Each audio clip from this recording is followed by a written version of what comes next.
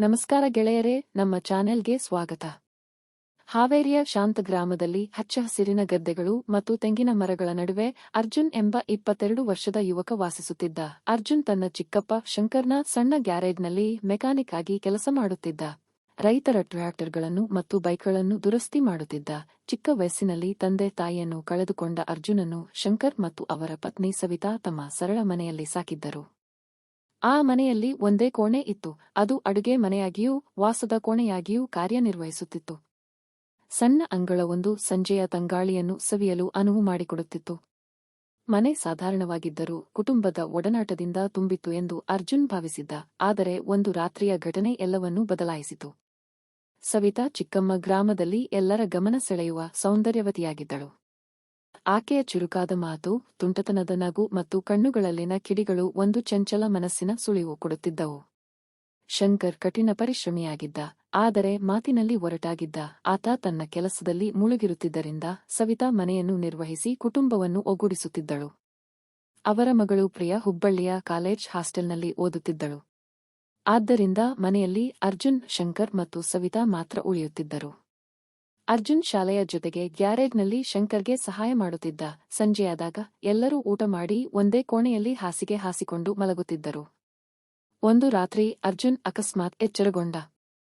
ಗೋಡೆ ಗಡಿಯಾರದ tick tick ಶಬ್ದದ ಜೊತೆಗೆ ಗುಸುಗುಸು ಮಾತುಗಳು ಕೇಳಿಬಂದವು.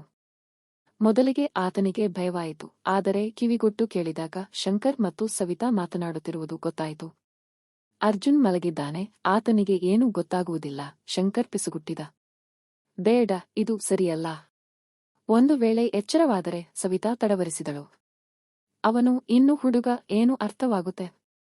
ಬಾ, ಹೊರಗೆ ಹೋಗೋಣ, ಶಂಕರ್ ಒತ್ತಾಯಿಸಿದ. ಹೊರಗೆ ರಾತ್ರಿಯಲ್ಲಿ ಒಂದು ವೇಳೆ ಯಾರಾದರೂ ಕಂಡರೆ, ಸವಿತಾ ಕಾಳಜಿಯಿಂದ ಕೇಳಿದಳು. ಯಾರು ಕಾಣ್ತಾರೆ? ಎಲ್ಲರೂ ಮಲಗಿದ್ದಾರೆ. ಚಂದ್ರನ ಬೆಳಕಿನಲ್ಲಿ ನಿನಗೆ ಗೊತ್ತಿಲ್ವಾ ಆ ತಂಗಾಳಿಯಲ್ಲಿ ಎಷ್ಟು ಸುಖ? ಶಂಕರನ ಧ್ವನಿಯಲ್ಲಿ ಒಂದು ತುಂಟತನವಿತ್ತು. ಅರ್ಜುನನ ಮೈ ಜುಮ್ ಎಂದಿತ್ತು. ಆತನಿಗೆ ಏನು ಮಾಡಬೇಕೆಂದು ಗೊತ್ತಾಗಲಿಲ್ಲ. ಆತ ಸುಮ್ಮನೆ ಕಣ್ಣು ಮುಚ್ಚಿಕೊಂಡು ಮಲಗಿದಂತೆ ನಟಿಸಿದ. ಕೆಲವೇ ಕ್ಷಣಗಳಲ್ಲಿ ಶಂಕರ್ ಮತ್ತು ಸವಿತಾ ಚಪ್ಪಲಿಯ ಶಬ್ದ ಮಾಡದೆ ಹೊರಗೆ ಹೋದರು.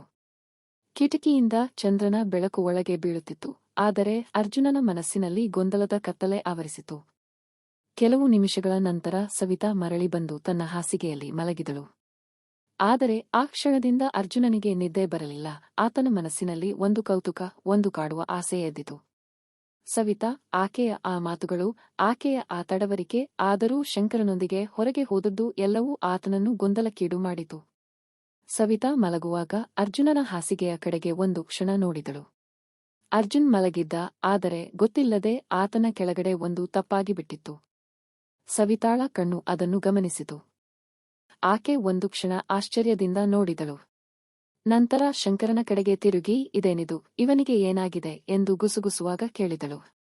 ಶಂಕರ್ ಒಂದು ಕ್ಷಣ ಚಂದ್ರನ ಬೆಳಕಿನಲ್ಲಿ ಆಕೆಯ ಕಡೆಗೆ ನೋಡಿ ನಗುತ್ತಾ, ಅದೆಲ್ಲ ಹುಡುಗರಿಗೆ ಸಾಮಾನ್ಯ ಸವಿತಾ. ಮಲಗಿದಾಗ ಹೀಗೆ ಆಗಿಬಿಡುತ್ತೆ. ಚಿಕ್ಕವನಿಗೆ ಈಗ ಆ ಗೊಂದಲದ ವಯಸ್ಸು ಎಂದು ತಿರುಗಿ ಮಲಗಿದ. ಸವಿತಾ ಒಂದು ಕ್ಷಣ ಸುಮ್ಮನಾದಳು. ಆದರೆ ಆಕೆಯ ಕಣ್ಣುಗಳಲ್ಲಿ ಒಂದು ತುಂಟತನದ ಕಿಡಿ ಇತ್ತು. ಹೌದಾ? ಆದರೆ ಈ ಗೊಂದಲವನ್ನು ಯಾರಾದರೂ ತಿಳಿಸಬೇಕು ಅಲ್ವೇ ಎಂದು ಆಕೆ ಗುಸುಗುಸುವಾಗ ಆ ಮಾತಿನಲ್ಲಿ ಒಂದು ಗುಪ್ತ ಆಮಂತ್ರಣವಿತ್ತು. ಅರ್ಜುನ್ ಎಚ್ಚರಗೊಂಡಿದ್ದರೂ ಸುಮ್ಮನೆ ಮಲಗಿದಂತೆ ನಟಿಸಿದ. ಆದರೆ ಆತನ ಮನಸ್ಸಿನಲ್ಲಿ ಒಂದು ಆಸೆ ಬೇರೂರಿತು. ಸವಿತಾಳ ಆ ಮಾತುಗಳು, ಆಕೆಯ ಆ ನೋಟ ಎಲ್ಲವೂ ಆತನನ್ನು ಒಂದು ಅಪಾಯಕರ ಕನಸಿನ ಕಡೆಗೆ ಸೆಳೆಯುತ್ತಿತ್ತು. ಆ ರಾತ್ರಿಯ ಘಟನೆಯ ನಂತರ ಅರ್ಜುನನಿಗೆ ಸವಿತಾಳನ್ನು ನೋಡುವ ದೃಷ್ಟಿಯೇ ಬದಲಾಯಿತು.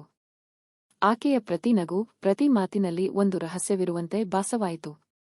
ಅರ್ಜುನ್, ಚಾಯ್ ಕುಡಿ, ಬಿಸಿಯಾಗಿದೆ, ತಣ್ಣಗಾದರೆ ರುಚಿ ಇಲ್ಲ ಎಂದು ಆಕೆ ಕಣ್ಣಿಟ್ಟು ಹೇಳಿದಾಗ ಆತನಿಗೆ ಆ ಮಾತಿನ ಹಿಂದೆ ಇನ್ನೊಂದು ಅರ್ಥವಿರುವಂತೆ ತೋರಿತು. ಹೌದು ಚಿಕ್ಕಮ್ಮ, ಬಿಸಿಯಾಗಿರುವುದೇ ಒಳ್ಳೆಯದು ಎಂದು ಆತ ತುಂಟತನದಿಂದ ಉತ್ತರಿಸಿದಾಗ ಸವಿತಾ ಒಂದು ಕ್ಷಣ ಆತನನ್ನು ತೀಕ್ಷ್ಣವಾಗಿ ನೋಡಿ ನಗುತ್ತಾ ತಿರುಗಿದಳು. ಆ ನಗುವಿನಲ್ಲಿ ಏನಿತ್ತು? ಅರ್ಜುನನ ಹೃದಯ ಬಡಿತ ಜೋರಾಯಿತು. ದಿನಗಳು ಕಳೆದಂತೆ ಶಂಕರ್ ಮತ್ತು ಸವಿತಾಳ ರಾತ್ರಿಯ ರಹಸ್ಯ ಭೇಟಿಗಳು ಮುಂದುವರೆದವು. ಅರ್ಜುನ್ ಆಗಾಗ ಎಚ್ಚರಗೊಂಡು ಅವರ ಗುಸುಗುಸು ಮಾತುಗಳನ್ನು ಕೇಳುತ್ತಿದ್ದ. ಆತನ ಮನಸ್ಸಿನಲ್ಲಿ ಒಂದು ಆಸೆ ಬೇರೂರಿತು, ಹೇಗಾದರೂ ಸವಿತಾಳೊಂದಿಗೆ ಆ ರಹಸ್ಯದ ಭಾಗವಾಗಬೇಕು ಎಂಬ ಆಸೆ. ಆದರೆ ಆತನಿಗೆ ಭಯವೂ ಇತ್ತು. ಒಂದು ವೇಳೆ ಶಂಕರ್ಗೆ ಗೊತ್ತಾದರೆ ಗ್ರಾಮದಲ್ಲಿ ಈ ವಿಷಯ ಹರಡಿದರೆ ಒಂದು ದಿನ ಶಂಕರ್ ತನ್ನ ಸಹೋದರಿಯ ಮನೆಯ ಜಾತ್ರೆಗೆಂದು ಪ್ರಿಯಾಳನ್ನು ಕರೆದುಕೊಂಡು ದಾವಣಗೆರೆಗೆ ಹೋದ. ಅವರು ಮರಳಿ ಬರುವುದಕ್ಕೆ 4 ದಿನ ಬೇಕಿತ್ತು. ಮನೆಯಲ್ಲಿ ಅರ್ಜುನ್ ಮತ್ತು ಸವಿತಾ ಮಾತ್ರ ಉಳಿದರು. ಆ ರಾತ್ರಿ ಎಂದಿನಂತೆ ಇಬ್ಬರೂ ಕೋಣೆಯಲ್ಲಿ ಹಾಸಿಗೆ ಹಾಸಿಕೊಂಡು ಮಲಗಿದರು. ಆದರೆ ಅರ್ಜುನನಿಗೆ ನಿದ್ದೆ ಬರಲಿಲ್ಲ. ಚಿಕ್ಕಮ್ಮ, ಇವತ್ತು ತುಂಬಾ ತಂಗಾಳಿಯಾಗಿದೆ, ನಿದ್ದೆ ಬರ್ತಿಲ್ಲ, ಆತ ಧ್ವನಿಯನ್ನು ತಗ್ಗಿಸಿ ಕೇಳಿದ. ಹೌದಾ? ಹಾಗಾದರೆ ಕಿಟಕಿ ತೆಗೆ, ಚಂದ್ರನ ಬೆಳಕು ಒಳಗೆ ಬೀಳಲಿ, ಸವಿತಾ ನಿಧಾನವಾಗಿ ಹೇಳಿದಳು. ಆದರೆ ರಾತ್ರಿಯ ಬೆಳಕಿನಲ್ಲಿ ಎಚ್ಚರಿಕೆಯಿಂದಿರಬೇಕು ಗೊತ್ತಾ? ಆಕೆಯ ಮಾತಿನಲ್ಲಿ ಒಂದು ತುಂಟತನವಿತ್ತು. ಅರ್ಜುನ್ ಎದ್ದು ಕಿಟಕಿಯನ್ನು ತೆರೆದ. ಚಂದ್ರನ ಬೆಳಕು ಕೋಣೆಯನ್ನು ಬೆಳಗಿತು. ಸವಿತಾಳ ಮುಖ ಆ ಬೆಳಕಿನಲ್ಲಿ ಮಿನುಗುತ್ತಿತ್ತು. ಆತನಿಗೆ ಏನು ಮಾಡಬೇಕೆಂದು ಗೊತ್ತಾಗಲಿಲ್ಲ. ಧೈರ್ಯ ಮಾಡಿ, ಚಿಕ್ಕಮ್ಮ, ರಾತ್ರಿಯ ಬೆಳಕಿನಲ್ಲಿ ಏನೂ ಸರಿಯಾಗಿ ಕಾಣುತ್ತಿಲ್ಲ ಎಂದು ಕೇಳಿದ. ಸವಿತಾ ಒಂದು ಕ್ಷಣ ಸುಮ್ಮನಾದಳು. ನಂತರ ನಗುತ್ತಾ, ಹುಡುಗ ಕಾಣದಿರುವುದನ್ನು ಕಾಣಬೇಕಾದರೆ ಕಣ್ಣಿಂದ ಮಾತ್ರ ನೋಡಬೇಡ, ಮನಸ್ಸಿನಿಂದಲೂ ನೋಡಬೇಕು ಎಂದಳು. ಆಕೆಯ ಕಣ್ಣುಗಳಲ್ಲಿ ಒಂದು ಆಮಂತ್ರಣವಿತ್ತು. ಆದರೆ ಆ ಕ್ಷಣದಲ್ಲಿ ಅರ್ಜುನನಿಗೆ ಧೈರ್ಯ ಕುಂದಿತು. ಆತ ಸುಮ್ಮನಾಗಿ ಮರಳಿ ಹಾಸಿಗೆಯಲ್ಲಿ ಮಲಗಿಬಿಟ್ಟ. ಆದರೆ ಆತನ ಮನಸ್ಸಿನಲ್ಲಿ ಒಂದು ಕಾಡುವ ಆಸೆ ಎದ್ದಿತು. ಹೇಗಾದರೂ ಸವಿತಾಳ ಜೊತೆ ಆ ಕೆಲಸ ಮಾಡಬೇಕು. ಮರುದಿನ ರಾತ್ರಿ ಅರ್ಜುನ್ ಬೇಗನೆ ಮಲಗಿಬಿಟ್ಟ. ಆದರೆ ಎಚ್ಚರಗೊಂಡಾಗ ಸವಿತಾ ಕಾಣಲಿಲ್ಲ. ಆತ ಮನೆಯ ಎಲ್ಲಾ ಕಡೆ ಹುಡುಕಿದ, ಆಕೆ ಸಿಗಲಿಲ್ಲ. ಕೊನೆಗೆ ಮನೆಯ ಹಿಂಬದಿಯ ಗಿಡಗಂಟಿಗಳ ಕಡೆಗೆ ಹೋದಾಗ ಕತ್ತಲಿನಲ್ಲಿ ಒಂದು ಶಬ್ದ ಕೇಳಿಬಂತು. ಆತ ಎಚ್ಚರಿಕೆಯಿಂದ ಹೋಗಿ ನೋಡಿದಾಗ ಪಕ್ಕದ ಮನೆಯ ರಾಮಪ್ಪನ ಜೊತೆಗೆ ಸವಿತಾ ಇಬ್ಬರೂ ಒಂದು ರಹಸ್ಯ ಕೆಲಸದಲ್ಲಿ ಮುಳುಗಿದ್ದರು. ಅರ್ಜುನನ್ನು ಕಂಡ ಕೂಡಲೇ ಇಬ್ಬರೂ ಗಾಬರಿಯಾದರು. ಸವಿತಾ, ಅರ್ಜುನ್, ಇದು ಬೇಡ, ಯಾರಿಗೂ ಹೇಳಬೇಡ ಎಂದು ಕೇಳಿಕೊಳ್ಳತೊಡಗಿದಳು. ನಿನಗೆ ಏನು ಬೇಕು ನಾನು ಕೊಡುತ್ತೇನೆ, ಆದರೆ ಈ ರಹಸ್ಯ ಯಾರಿಗೂ ತಿಳಿಯಬಾರದು. ರಾಮಪ್ಪ ಸುಮ್ಮನೆ ತಲೆ ತಗ್ಗಿಸಿದ.